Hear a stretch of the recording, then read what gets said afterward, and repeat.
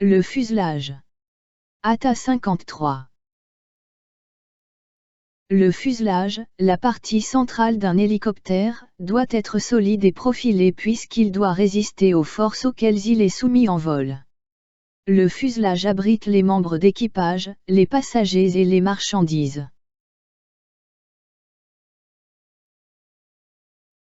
Comme on le voit sur cette vidéo, la structure d'un hélicoptère peut être soumise à de nombreuses contraintes.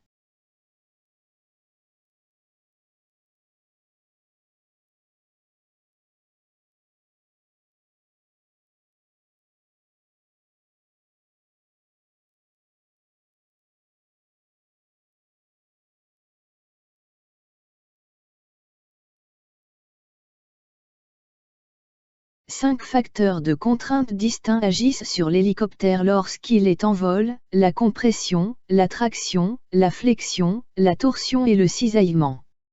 Ces contraintes sont dues à la force de résistance de l'air.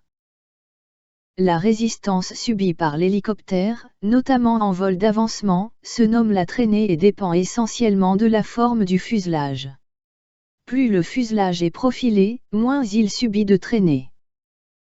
Le fuselage sera l'association de la structure et de la cellule. La structure est composée de longerons et de cadres. La cellule, c'est le revêtement de l'appareil. Le fuselage d'un hélicoptère se décompose de la même manière qu'un avion, hormis le cas de l'hélicoptère léger, dont la partie avant et la partie centrale peuvent se confondre en un seul et même habitacle appelé bulle, réalisé en plexiglas. Le fuselage du NH90 sera divisé en trois parties. La partie avant avec le cockpit. La partie centrale avec la cabine. La partie arrière avec la poutre de queue. Le fuselage de l'AS332 est de conception monocoque avec cadres et revêtements travaillant et comprend de l'avant vers l'arrière. Le poste de pilotage. La structure principale, la cabine. La structure intermédiaire. La structure arrière. Les capotages couvrent la partie supérieure de l'appareil. Des carénages protègent les atterrisseurs. L'ensemble du fuselage de la SA342 est constitué par de la structure avant, verrière, plancher cabine, barque. De la structure centrale, soute latérale, plancher mécanique. De la structure arrière, poutre de queue, empennage horizontal, fenestron. Sur les hélicoptères de faible ou moyen tonnage, l'empennage est appelé plan fixe horizontal.